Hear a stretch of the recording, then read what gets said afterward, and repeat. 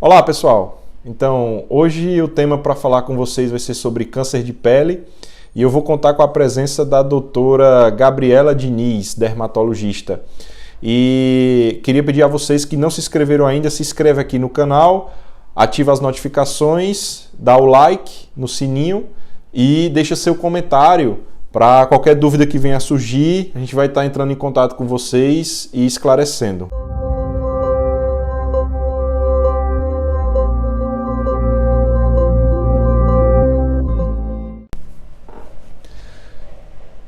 Olá pessoal, então, eu estou aqui com vocês, trouxe aqui para vocês a doutora Gabriela Diniz e ela vai falar para vocês qual a importância do câncer de pele e por que a gente está gravando esse vídeo aqui para vocês. Então, doutora, qual a importância do câncer de pele?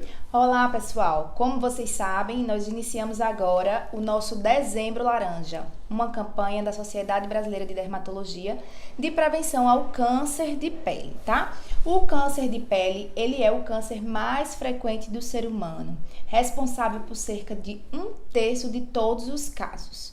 Então, nós temos aí uma incidência muito alta e que precisa ser diagnosticado, né? E ele precisa ser diagnosticado. Então, o que é o câncer de pele? Como ele se desenvolve, doutor Bruno? Então, o câncer de pele, gente, ele nada mais é do que uma mutação que a célula ou queratinócito ou melanócito ele vai sofrer ao longo do tempo. Isso tem relação com os fatores de risco, que a gente vai falar um pouco para vocês daqui a pouco mais na frente, mas essas células sofrem uma mutação, começam a se desenvolver de maneira errônea e aí surge o câncer. E quais são os principais tipos de câncer, doutora? Então, o câncer de pele, ele é subdividido nos cânceres do tipo não melanoma, representado pelo carcinoma basocelular ou CBC, que é o subtipo mais frequente e mais benigno. Um outro subtipo é o carcinoma espinocelular, que tem uma frequência intermediária.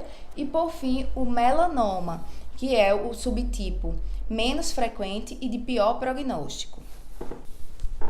Então, doutora Gabriela, quais são os principais fatores de risco para desenvolver um câncer de pele? Então, existem alguns fatores que irão influenciar no desenvolvimento do câncer de pele.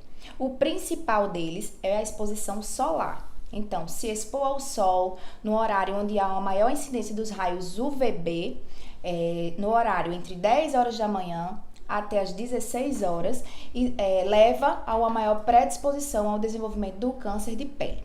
Um outro fator é o fator genético, existe uma predisposição genética. O fototipo também influencia. Então, aquelas pessoas que têm olhos claros, cabelos claros, ruivos, que são muito branquinhos, eles têm uma predisposição maior ao desenvolvimento do câncer de pele.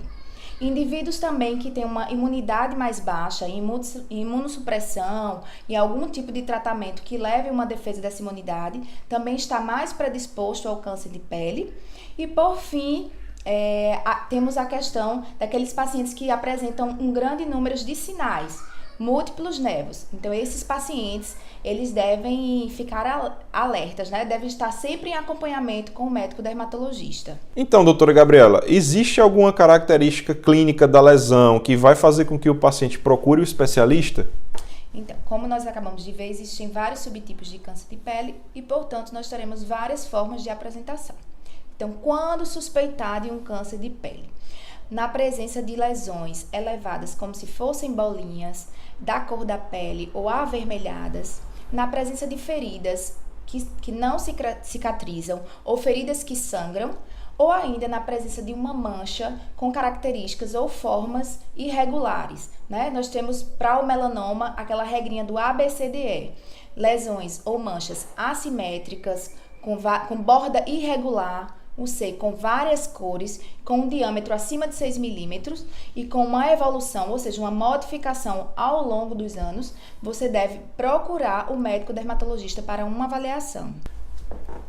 Bem, pessoal, e só para complementar o que a doutora Gabriela falou, é imprescindível que se faça a retirada da lesão. Então, se tem uma lesão suspeita, precisa que aquela lesão seja retirada e mandada para a biópsia para que seja confirmado ou que era uma doença benigna, que era só um névos ou um sinal, ou que confirmou algum tipo desses cânceres que a gente já falou para vocês. E como é que é feito, então, esse segmento do câncer de pele, doutor Bruno? Então, o segmento, na verdade, a gente tem várias formas de acompanhar o paciente. Com relação ao tratamento, o que a gente deve fazer para esses pacientes? Então, sempre a lesão deve ser retirada caso possível. Então, é importante vocês conhecerem que em todos os tipos de câncer, e no de pele não seria diferente, é necessário que a gente conheça o estadiamento do paciente. Então, existe uma classificação internacional chamada TNM, onde o T a gente vê o tamanho, a extensão da lesão, o N a gente vê se tem acometimento de linfonodos ou não, e o M é de metástase, então a gente vê se a lesão já deu alguma lesão à distância ou não. E aí, a partir disso, a gente pode programar o tratamento do paciente. Então, quanto mais precoce, mais cedo você procura o especialista para diagnóstico, maior a chance da gente curar e retirar aquela lesão. Então, para os cânceres não melanomas, como ela falou, o basocelular e o espinocelular, o tratamento é cirúrgico. Então, você vai lá, retira a lesão e faz aquele segmento periódico com o seu médico assistente. Já no caso dos melanomas, é um pouco diferente. Por ser uma doença mais agressiva, então, em alguns casos, dependendo da sua classificação, você precisa, além da cirurgia, que é da retirada da lesão, você fazer um tratamento complementar. E esse tratamento complementar, ele pode ser feito com algumas medicações que nós hoje temos disponíveis, que são as imunoterapias e as terapias-alvo, onde, caso o paciente tenha alguma característica na lesão que permita usar, nós vamos usar algumas medicações específicas para aumentar a sobrevida global do paciente, aumentar o tempo de vida e melhorar a qualidade de vida também dos nossos pacientes. Nos casos em que nós temos doença já metastática, que principalmente do melanoma, aí o tratamento também muda, então não tem mais tanta indicação você fazer cirurgia para retirar aquela lesão, e a gente vai lançar mão de novos tratamentos. Então você pode utilizar, como eu falei, a imunoterapia, que tem tido excelentes resultados, tanto em controle da doença como regressão das lesões e sobrevida durante um bom tempo. Então isso a gente avançou muito nesse cenário da imunoterapia, então os pacientes conseguem viver bem mais, com qualidade de vida. Caso ele tenha indicação, existem também essas terapias-alvos que a gente faz, que são medicações, geralmente comprimidos orais, que o paciente toma para também ter esse controle das lesões. E caso não se tenha disponível ou o paciente progrida a algum desses tratamentos que eu falei, nós dispomos também de quimioterapia para tentar fazer esse controle da doença. Então, pessoal, vamos falar agora sobre a prevenção do câncer de pele, né? O que é que nós podemos fazer para evitar o desenvolvimento do câncer de pele? Utilizar o protetor, o uso do filtro solar é indispensável. Você deve aplicar não só naqueles dias que você vai à praia, mas também no dia a dia. Sempre 15 minutos antes da exposição. Tem que lembrar de repor a cada 2, 3 horas, certo? E você deve também evitar aqueles horários de pico, né? O horário que tem uma maior incidência dos raios UVB, como eu falei, que é das 10 horas da manhã até as 14, naqueles locais mais quentes até as 16 horas.